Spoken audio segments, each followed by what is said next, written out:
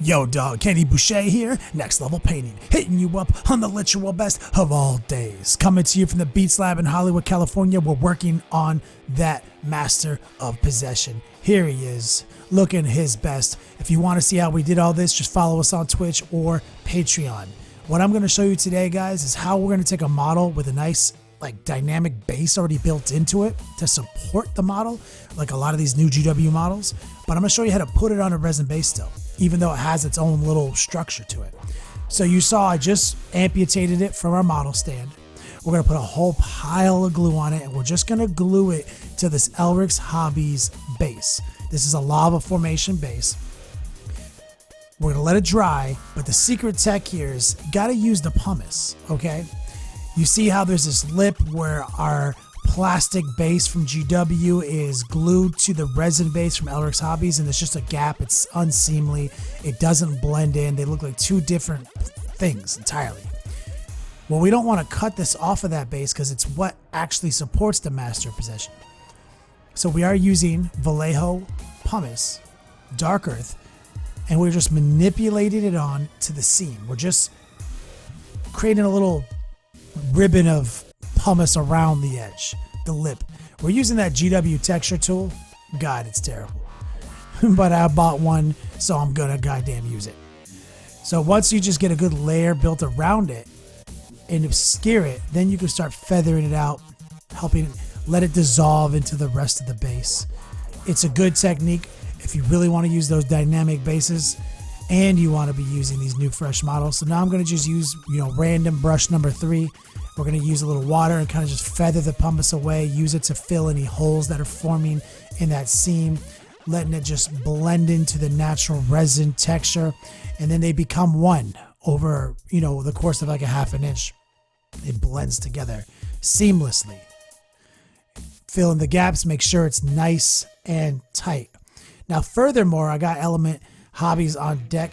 They got some clutch base materials. I love this shit. And we're just going to dunk this dude while he's still wet in their gravel container.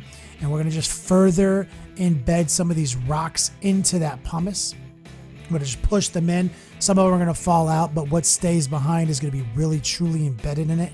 And as it dries, they'll be stuck in there, giving us another piece of texture, really helping sell this model. Now my master possession can be on a lava base like the rest of my Chaos Army, and I don't have to make a whole new base. Elrik's Hobbies got the best bases in town for the best price. I use them a lot. So now it's dry. It's been sitting there on my desk for a while. We'll just do a quick rapid fire paintbrush. First thing I'm going to do is just paint it all black. We're going to get a reset here. It is a basic lava base where it has like a couple of elevated pieces of gravel with a flow moving through it. You can do whatever you want with it. Today we're going to just keep it basic. We're going to use just basically volcanic black, some light dry brushes, and then we're going to do a quick workup on that lava. It's looking good.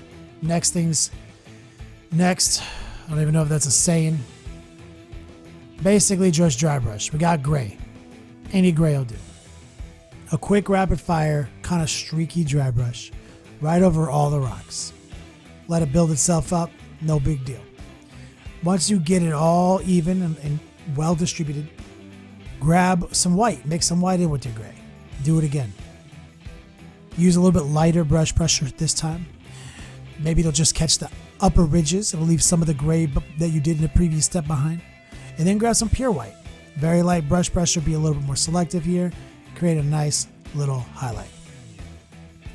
All right, I've got some black green. I'm going to quickly base the lava flow with the same infernal essences and eldritch flame that we've been doing on the master possession. So quick, dark green, anything will do here. Actually, I used exactly the same greens I used in the master possession. It's jade green from Pearl Acrylic. And this is, I believe, their new green that is unreleased. We got a little VIP first look at it, as it's unnamed right now. We mixed a little bit of it in, did a couple thin coats here, let it dry between each one of these thin coats.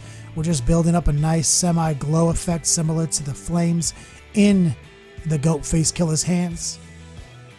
Another subtle glaze, let it dry, and just keep adding more of this green and less of the previous color You just keep building up your highlight. It doesn't take very long.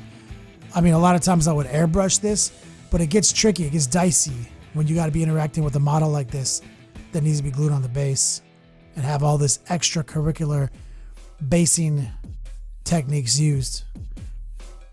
And there we go, just doing a little rapid fire stippling, building up some nice texture, making the lava look good. These are all basic techniques. If you want to see more, guys, like I said, we're live on Twitch twice a week. And of course, you can always find all our VODs on Patreon.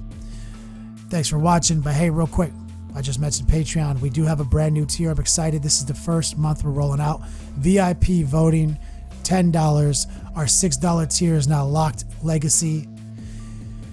For supporting me at $10 or more, you can now vote on our color schemes, what models we paint, and more.